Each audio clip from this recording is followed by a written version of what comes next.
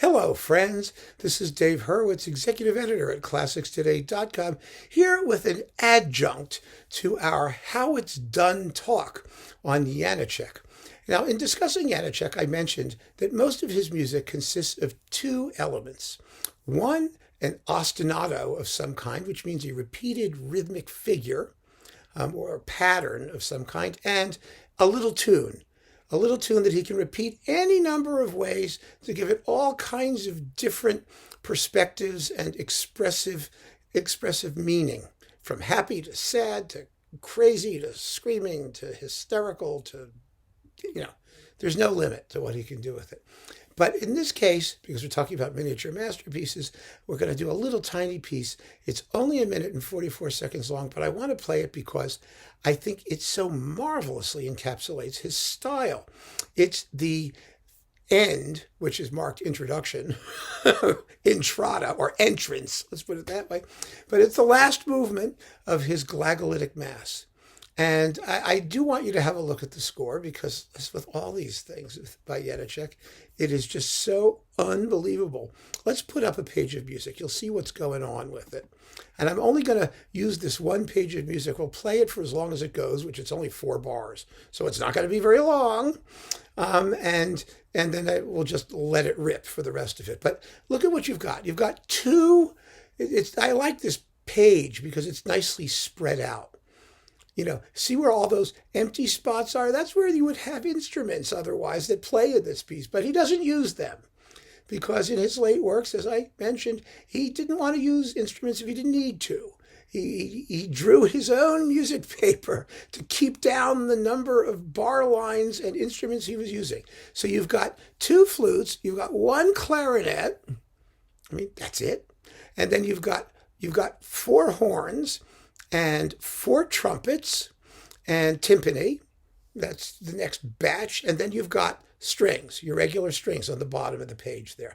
Now, the strings and the flutes and the clarinet are doubling. In other words, they're playing the same thing. They are one unit. The brass and the timpani together are another unit. And in this entire movement, these are your participants. The only other people who are going to pop in toward the end are trombones, adding some hot and heavy accompaniment and chords at the end. And so that is the entire run of it. But what's so much fun about this is that, first of all, you've got this screamy texture. It just goes ee, ee, ee, ee, ee, ee. Janáček didn't care how dissonant or weird it sounded, as if it was what he had in mind. And then you've got a fanfare. And these two elements basically have a battle, 1 minute and 44 second battle to see which one is going to come out on top. They start out presenting themselves rather politely and giving each other time to present their argument. Then the appearances get shorter and shorter and shorter, and they start interrupting each other as little bits of each one pop into the other one until finally, at the very end, Janáček just combines them. And you hear both of them together in a absolutely raucous, screaming, just raw, earthy, jubilant, celebratory explosion of sound. That's Janáček. That's what he does. And we have here, as we did in our talk on How It's Done, Anthony Witt with the Warsaw Philharmonic Orchestra in the entrance, which is the exit, of Janáček's glagolitic mass. So let's listen to the whole movement.